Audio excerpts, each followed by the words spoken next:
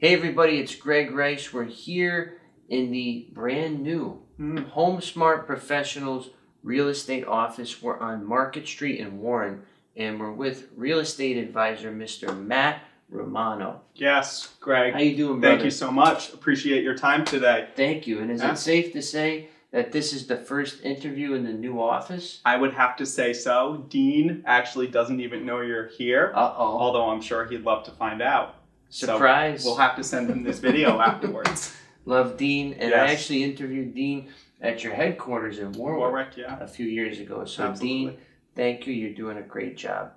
And I actually connected with Matt a few times over the years. That's right. But the reason why we're here today is because you send newsletters that have data, that have true, relatable information. It's not all like fluff and BS. You say it like it is, and that's why I always reply to them too. I say, Always. Nice job, Yeah. good content. So tell us about how you got started doing that. Where are you getting your content from? Where are you getting your data from? Absolutely. Yeah. So I appreciate that feedback, by the way, because Greg always does reply to my emails. And what I try to do with those, like you said, is just provide valuable, real content to my consumers who are the buyers and sellers in this market. A lot of people think email is dead. I don't believe that at all. Same. I know, yes, certainly we get a lot of junk mail, but relevant content. And I think a lot of people are interested in the real estate news and data, especially in this market. I just like being that resource to them. When we talk about rising interest rates and stuff, I don't like to beat around the bush. I just like to say it how it is. And although I don't like to predict where the market's going, I just like to share my insights of what could happen if rates continue going up or what could happen if things go this way. I just kind of like to give a general overview so that the client can make the best decision for themselves. 100%. Yeah. And you're seeing rates are close to 7% now or over. Last week they were. So is it just slowing down on the buy side and the sell side similarly, or is it kind of like people are still willing to overpay and to get what they want? Like, what's your kind of pulse the last couple months? Yeah, that's a good question. I think personally I've seen a lot of buyers really kind of pump the brakes because they were willing to, do these really high over asking offers to take advantage of the low rates we had. The 3%, even some below 3% fixed 30-year rates, that's appealing, right? So to think that that's more than double now what it was a year ago. It's crazy.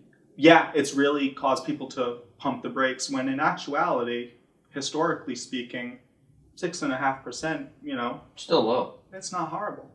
So I saw last week a good friend of mine who I won't name, but he's in the business. He locked up a property for, I think it was $900,000, and the appraisal came back in at $750,000. And the reason is because during this period over the last 2 months from when they listed it up until today, the rates have gone bananas. Sure. So that has tanked the value. Absolutely. So what's going to happen? That's $150K. Have you seen any drastic differences in appraisals to purchase prices, or nothing crazy yet? I personally have only had a few properties that didn't appraise, and it was usually within 10 to 20K. So you could make it up somehow. It was usually, the way that the buyer and seller could come to a mutual agreement that was fair for both parties. Although I have heard of those situations where maybe the buyer is paying and willing to pay more than 50 or even 100,000 more than what it appraises just to lock it up. Yeah. What's your advice to a home buyer that is faced with that difference? Say $20,000 on a $400,000 purchase, maybe. What is your advice or suggestion to them? At the end of the day, only they can decide really what they're comfortable with, right? My job as an advisor is to explain to them the difference between, a lot of people get confused with the tax assessed value. Right? They'll look at, why is this house listed for $399, but it's only assessed at $240? Right. Well, those are very different numbers. Be thankful that it's only assessed at $240. Otherwise, you'll be taxed a lot more, right? But the difference between, that tax assessed value, the market value, which is what a ready, willing, and able buyer is willing to pay in this market, and the appraised value, which is really one person's opinion, that appraiser, right, who looks at similar information as us. But if the appraisal does come back short, I mean, a home buyer has options. They can try to request another appraisal depending on the loan product that they're using. And they have to pay again usually? Yeah. Gotcha. And then if the appraisal is still short, only they can decide if they're willing to pay more in the event that the seller isn't willing to reduce to the appraised price. Because a lot of home buyers go into it and think, oh, if it doesn't appraise, the seller will just have to come down. Not necessarily. Not true. The seller doesn't have to do anything, nor does the buyer. So you're kind of just saying there, follow your gut and obviously your finances and make the best decision that, will suit you and that you can live with. Absolutely. Because I'm sure there's a lot of people that paid 50, 100K over asking and are now looking at it like, wow. What did I do? My house is worth what? Yes. You bought it for $5, now it's worth $350.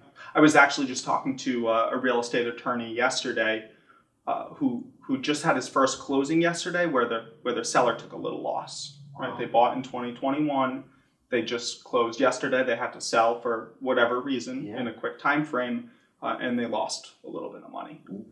So what I think personally is people who are who have bought in this past 2 years, if they're in a position where they're going to have to sell over the next 5 years, they might find that that's the case where they're not able to get as much for it. Wow. So when I'm working with my first-time home buyers or any buyers, I like to make sure that they're going to be comfortable in that house for at least the foreseeable future as we go through what could be a potential market cycle. 100%. And do you know what the average length of stay in Rhode Island for a home buyer is before they get up and go? Good question. I don't know the exact number. I want to say it's around 5 years, though. It's super close, 4 years. 4 years. And I learned that from Emilio, my good buddy. He knows Greg. He would know that. 48 months is all buyers will stay in Rhode Island. Wow. And I said, I don't believe that. And then I bought a house in Warwick in 2017 in October. Yeah. And when did I move? 21. October. This year. Of 2021. So you are that Exactly statistic. 4 years. Yeah.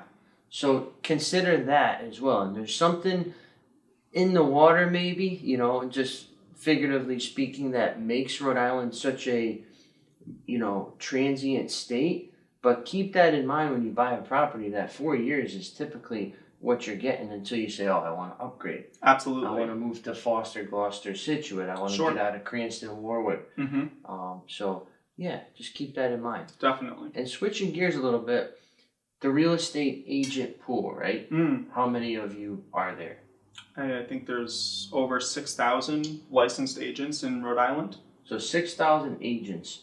What is your biggest pet peeve that you see universally that you wish you could just wave a magic wand and it would be like, wow, I'm glad that's fixed, or I'm glad they don't do this anymore? Trying to tread lightly so I don't speak harshly, but a lot of agents, I feel like, do a disservice to their clients, whether they're part-time, and not that you can't be a successful part-time agent and still look out for your client, but who, maybe got into the business because they thought it was a way to earn a good income, which it can be. But if that's what their eye is on only, and they don't really advocate for their clients, and they're not putting their clients' best interests first, then it shows through a transaction, and it makes it difficult to work with even on the other end of a transaction, because they just don't put in the effort, right? Sometimes we have to pull the weight to try to help. I mean, real estate should be a win-win-win for everybody involved. True. So when you find another agent that's not really doing that, it makes it difficult. However, I use that as motivation, right? I look at, maybe you see this too, a home that's listed with cell phone photos, even like a high price point, a $750,000 home where they take photos on their flip phone, right? I see stuff like that, and I just look at it as, wow, those clients need me. Right. They need an agent who's really going to help them out. So you feel that just the quality and the time invested with a part-time agent is just not giving really the buyer or seller, whatever they're representing, the proper, go at it. Absolutely. Wow, I never looked at it that way. Yeah. Yeah, maybe. Yeah, with these cell phone photos, maybe you're getting 40,000 less. I wonder if somebody could ever compare. I know. I wish there was a way photos to low photos to statistically show, Yeah. and there might be some data out there that I haven't researched, I probably should, but that shows the, how much more of an advantage you have with professional photos. Right. Yeah. And same for like staging, for example. Definitely. Do you believe in staging? Absolutely. In certain It's vacant. situations, in a vacant property, estate sales, I think it can be really useful where, you just want to brush it up. There's photography companies that do the virtual staging too. I saw that. Where you don't really have to bring anything in, but the buyer's first impression is the photos. Yeah. So you dress it up on there. Absolutely. Yeah. You want to drive as much traffic through there to get your seller the most amount possible. Again, I go back to Emilio just because he's a good friend and he's in this business. And he's a great guy. He's a solid guy. I love him. Mm-hmm. Shout out to Emilio. He firmly believes that if it's worth, say, $500,000 or more and it's vacant, it absolutely needs to be Must staged. have, sure. And sometimes he even changes the staging depending on the season. Sure. So he's got a property now in Smithfield, I believe, that was staged in the summer, and now he's going to switch it up and fall stage it. And I'm like, wow. So just keep that in mind. Absolutely. As a seller. Staging is super important. Yeah. And on that same topic, condition. Say you walk into a property, peeling paint, dirty, cluttered, dog.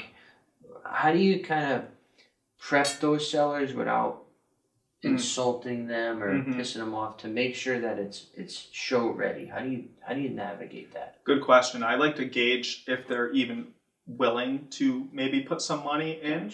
And, I talk to them about the return on investment and how making some modifications. I think as much as we don't see carpet anymore, carpet is a good example. If there's stained carpet in, upstairs bedrooms and stuff, it's a relatively cheap repair or remodel that can go a long way, right? Especially if there's not hardwoods underneath and you just want to freshen it up. Maybe a rental property that needs to be turned over. Exactly. Yeah, things like that. Refinishing hardwoods is a relatively easy and affordable in most cases thing that can really, highlight the property much more if the hardwoods are damaged, right? Well, what if they say, no, Matt, I'm not doing it, I'm not spending $1, sell it as is. What do you do there? I usually do a price comparison to, hey, maybe we could list it at this if it's as is and you don't take care of these things, and that's okay if that's what you want to do. Yeah. But if we do those things, here's where I would list at because I think you can achieve a higher net sale on this. So if you dropped, say, $5,000 in paint, flooring, maybe you can get $20,000 more on the purchase price. Sure. So don't look at it like, oh, I gotta pinch these pennies. I'm saving it. I'm gonna sell it as is. It's all about perception. It's all about smell. You walk in, what's it smell like? Definitely. Is it taken care of? Like sometimes I see listing photos. The bed's not made. There's clothes everywhere. Usually in the tenant houses, more specifically. And you're like, ooh.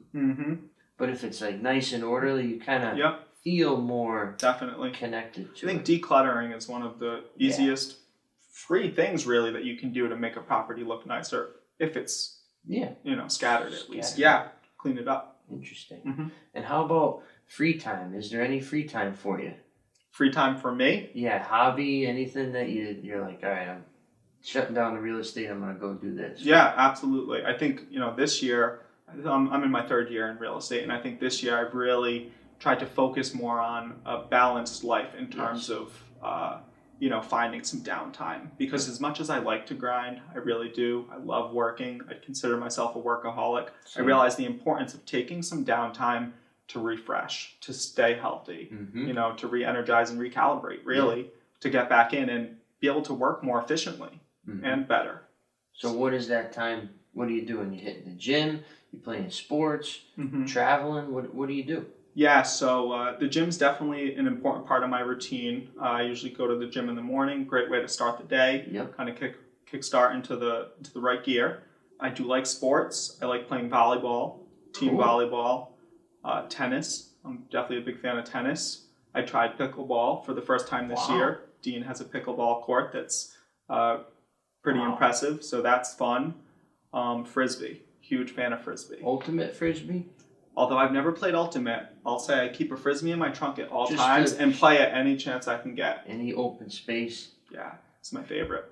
You ever see the people that they throw the frisbee Forehand, like this? that I can't do. Me neither. I'm It still just learning. hits the ground or it Same. curls like crazy. I Even gotta learn my that. forehand, or what do you call it? The backhand. Backhand Yeah. is still a little squirrely. Yeah. Maybe we'll toss it a bit after the video. There we go. How about that? I'll hit some oncoming traffic. Sounds good. Yeah. But yeah, actually, I spent a good amount of time at the beach this year. I would take like just 2 hours out of the workday when I felt like I was productive enough and just go sit at the beach, meditate, read, even get some work done maybe if I had to. But at least I'm in a different environment and feel like I can refresh from that a bit. 100%.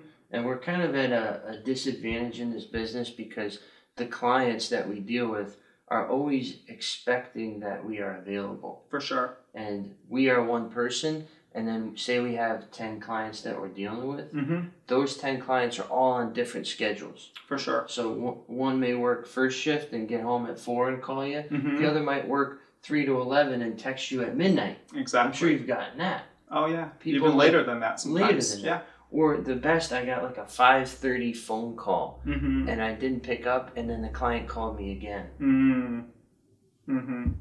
So it's the like it's an emergency, exactly. Right? Yeah. You got an iPhone too, right? Sure. I've set like parameters on my time. Oh, good for you. Do not disturb. So between I think 7 and 9, 7 a.m., 9 p.m. you can get me. After that, it just goes right to voicemail. And you need to do that, and I'm sure you're way more present in that time frame where you're blocked off 100%. From the work stuff, your business, anything outside, and you can spend more time with your wife and being present. 100%. That's excellent. What I've noticed over the years too, now compared to when I started, when I was brandy new, I felt like I had to respond immediately. Yes. Because I took pride in my accessibility and my communication. So I wanted to be available and let my clients know. And I still say this to them, like, anything you need, reach out to me. I'm available.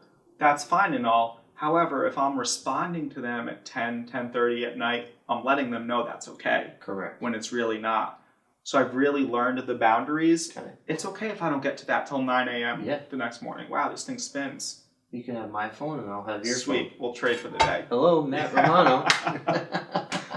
But yeah, the importance of that in creating those boundaries, I've definitely learned this last year as well. What about Dean, right? We love Dean. What has Dean taught you, I would say, the most important piece of information that you still always think of and you're like, wow, so glad that he taught me this? Oh, there's so many things. Dean's just a rock star. Top 3. Top 3. Wow. Top 3 Dean moments. When he teaches, I feel like he's always got these quotes that really stick with me. One of them that stands out, when you're speaking with a client is explaining to them, if I haven't accomplished your goal, then I haven't done my job, right? Especially when you're speaking with a seller, like what's their goal? Obviously they want to sell the house, but why, right? It's always deeper than I just need to sell my house or I just need to buy my house. You really need to make sure you accomplish their goal.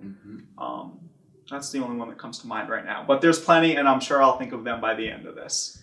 He's like, I look at him and I just see wisdom. Yeah. Like just power, but class, not, power trip. Yep. Just knows what he is, knows what he's got, and there's nobody like him. And super humble too. Super humble. Yeah. Super humble. Dean for Gov. Yeah, for sure. For president, perhaps. Well, he was president of the Realtors Association. That's right. Are you actively involved in any of the realtor activities, board memberships, or even like Chamber of Commerce, B&I? Are you involved with any networking, if you will? Not really. Not on the board of realtors, although HomeSmart professionals did just join the East Bay Chamber of Commerce. Cool. And I am involved in a few groups with that, like the Young Professionals group, which we were at an event together with that. That's a branch of the East Bay Chamber. So I'm trying to get more involved in a few things like that. Yeah. I really want to get involved more with local stuff here in town. I've considered joining to be on the planning board. Because I think it'd be interesting to be in the know and have some say. For sure. And some oversight of kind of what's going on in the town. For sure. I grew up in Warren and I definitely planted my roots here and will always have a home here. So the more I can get involved here, the better, I think. And will Warren be underwater?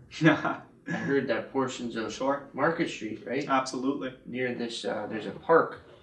Jamie's Park. Jamie's Park, and I was looking at a house maybe a year ago in the height of the price market, and it was 5 units, a 3-family and a 2-family. Right on Market Street. Right next to that park. Yeah. And the list price was like, I don't know, $450. I remember the house. Or $500,000. It was wickedly affordable. Yeah, for what it was. But I'm not from Warren. Yeah. I'm from Coventry, New Haven originally. So I was like, that seems too good. Too good to be true. And I did a little research. I think I talked to somebody in the zoning department, and they said, hey, just so you know, this report was just released publicly. They sent me the link that shows that within 10, 15 years, this area could be uninhabitable. Yeah. So thank gosh I didn't buy that house or advise a client to buy that house. Sure. So what do you worry about that stuff? Do you see it as a Warrenite over the years that there is a water issue? Yeah, absolutely. I mean, I think the big concern with those areas, and there's a whole redevelopment project based around that too, called the Market to Metacom project. I don't know if you're familiar with 136, where it goes into Metacom Ave. Yep. It's kind of commercialized. Burger King, McDonald's over there, the Job Lot Plaza, where the Max Fitness gym is. Yep. They're planning, this is a long-term project, but on revitalizing all of that to give it kind of more of a downtown feel and create housing over there in place of what's going to be that massive flood zone. It's already a flood zone, but that flood zone is expected to move up, or south rather, into Warren because of the rising tidewater. Yeah. So personally, I would never buy a property that I feel like could be affected in that area, even in a 15 to 20 year time frame. And I've noticed a lot of properties over there have sold recently. Yeah. And I'm assuming only because the mostly rental properties, the seller, landlord is aware of this and is trying to unload it at an opportune time. True. And I also wonder, this buyer that's buying it, are they not aware of this? They not know. So well, that's they have a flood great insurance, point. right? They do. They all require it if So it's they mortgaged. know that. Yes. A lot of AE zone too, which is expensive. What is AE? Yeah, it's like a highly affected zone. Gotcha. I believe one of the most Prone. sustainable to risk. Yeah. Gotcha. Yeah, there's only one property that I have that I own. It's in West Warwick. It's on the Patuxent, and I have flood insurance. It's like I want to say $2,600 for the year. For a year, yeah. Wow. It's expensive. It's expensive. Yeah. And the last flood that happened over there was 13 years ago, or 12 years ago. So yeah. I'm paying for when something. the mall's flooded. Yeah. Exactly. Mm-hmm. So another thing to be aware of. Absolutely. Flood insurance. We're running short on time here. Matt, what's the last thing that you want the audience to know about you? What do you want them to take away? Greg's a great guy, and I appreciate your time. Thank I you. really do. Good answer. I love what you're doing. And for anybody who's, maybe interested in chatting about real estate, that's what I love to do. I love sharing ideas with people.